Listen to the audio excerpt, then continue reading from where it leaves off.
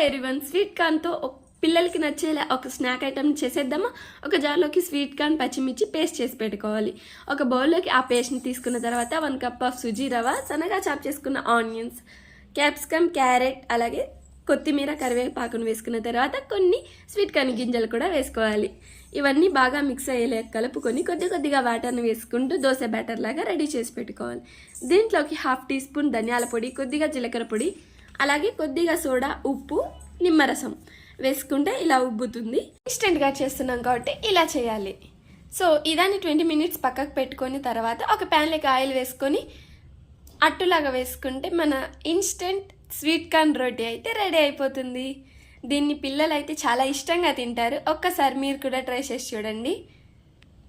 పిల్లలకు నచ్చేలా చిన్నగా కూడా అట్టలు వేసుకోవచ్చు.